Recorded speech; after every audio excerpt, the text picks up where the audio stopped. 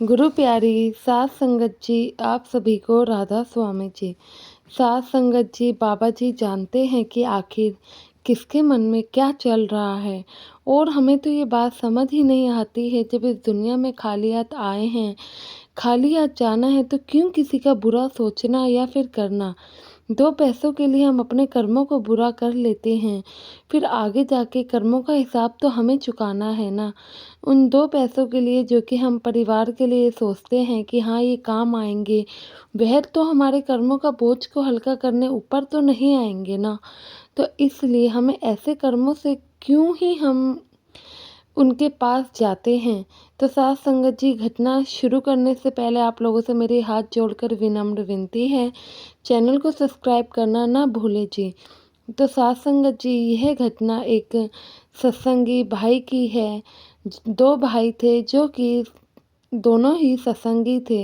इनके माता पिता भी सत्संगी थे, लेकिन दोनों भाइयों के माता पिता गुजर चुके थे। दोनों ही भाइयों ने अभी मौजूदा सरकार से नामधन भी ले रखा था और दोनों ही बाबा जी को खूब मानते थे। लेकिन जो ऊपर वाले की लीला होती है, होना तो वही होता है।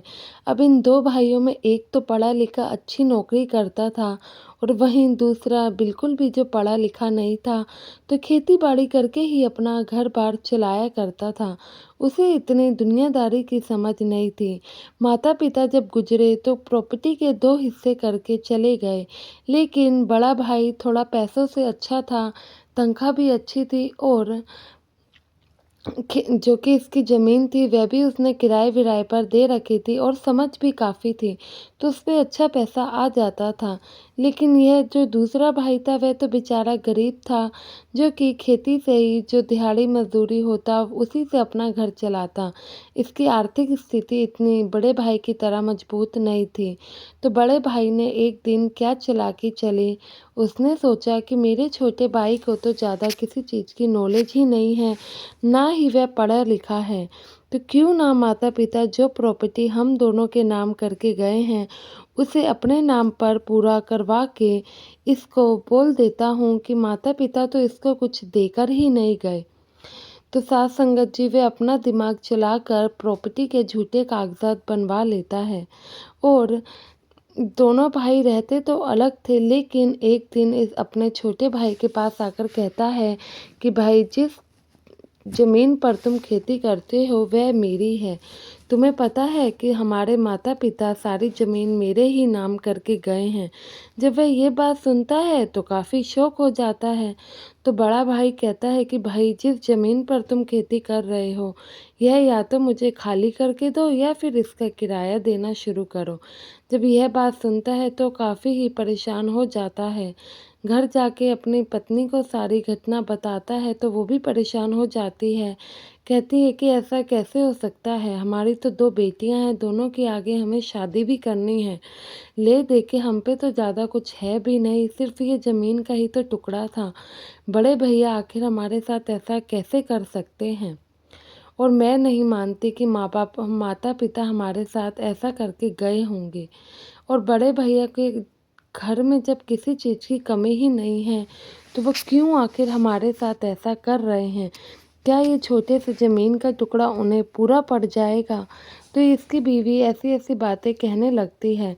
तो दोनों हस्बैंड वाइफ काफ़ी परेशान होते हैं, फिर कहते हैं कि भाई, जो बाबा जी को मंजूर हो, होना तो वही है, तुम ज़्यादा परेशान मत हो, देखते हैं आगे बाबा जी ने हमारे लिए क्या सोच रखा है।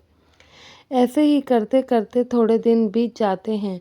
अब थोड़े दिन बाद बाबा जी जहाँ ये रहा करते थे उसी शहर में भंडारे पर जाते हैं। सत्संग और सवाल जवाब के बाद बाबा जी अपनी गाड़ी से हजूर जी के साथ एक जगह पर पहुंचते हैं। जगह पर जब पहुंचते हैं तो सेवादार भाई को इन दोनों भाइयों को बुलाने के लिए कहा जाता है। जब सेवादार भाई इन दोनों भाइयों को बुलाने के लिए जाता है तो कहता है कि भाई, तुम्हारे कोई रिश्तेदार तुमसे मिलने आए हैं। जब यह बात छोटा भाई सुनता है वह तो दौड़ा चला जाता है, लेकिन बड़े वाला भाई जो कि पैसों से तो अमीर था ही और साथ में घमंडी भी था। वह कहता है कि पता नहीं कौन सा रिश्तेदार है, आखिर जिसको ज़रूरत होगी वो यहाँ तक आ जाएगा, मैं भला क्यों जाऊँ। कई बार बुलाने पर वह नहीं आता है तो सेवादार आखिर में कहते हैं कि भाई तुम्हें चलना पड़ेगा, बाबा जी का हुक्म है। जब दोनों भाई बाबा जी के आगे पहुंचते हैं तो बाबा जी दोनों से हालचाल लेते हैं। छोटा वाला हाथ जोड़कर कहता है कि बाबा जी आपकी मर्जी से सब कुशल मंगल है। जो मेरे मालिक तुमने सोचा है दिया है उसमें हम बहुत खुश हैं।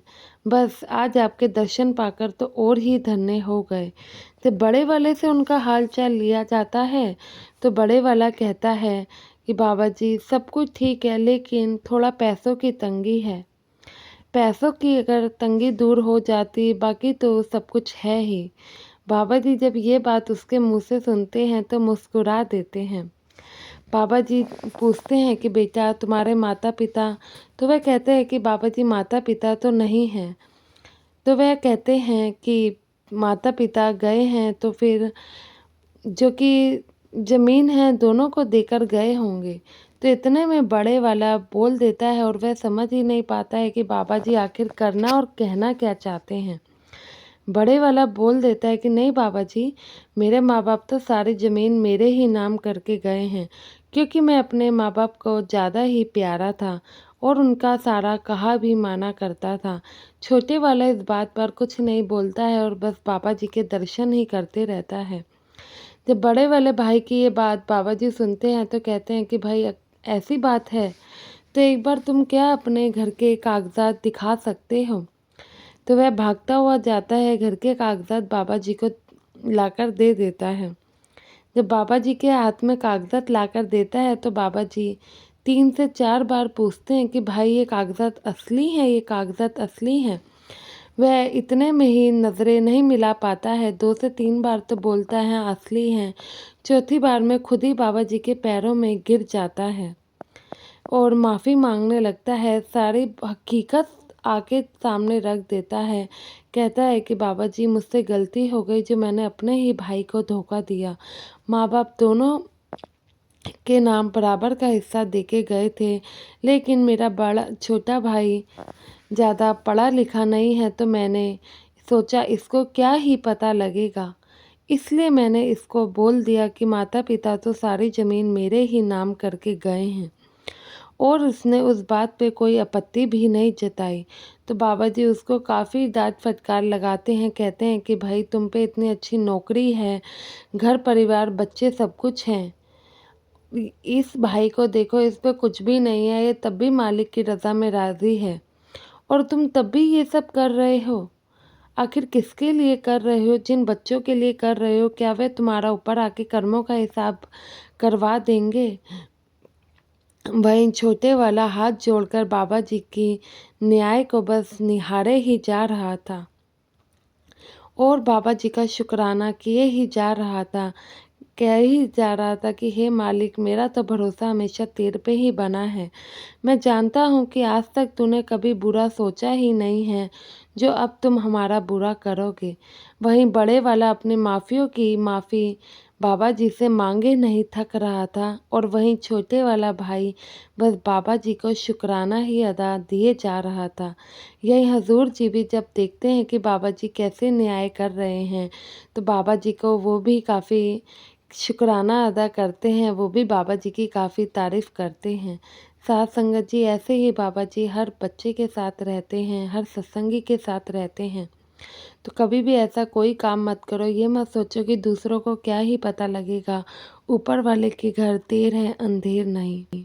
आशा है ये वीडियो आप लोगों को पसंद आई होगी। वीडियो अच्छी लगी हो तो वीडियो को लाइक और कमेंट में राधा स्वामी लिखना ना भूलें। गुरु प्यारी साथ संगत जी आप सभी को राधा स्वामी जी।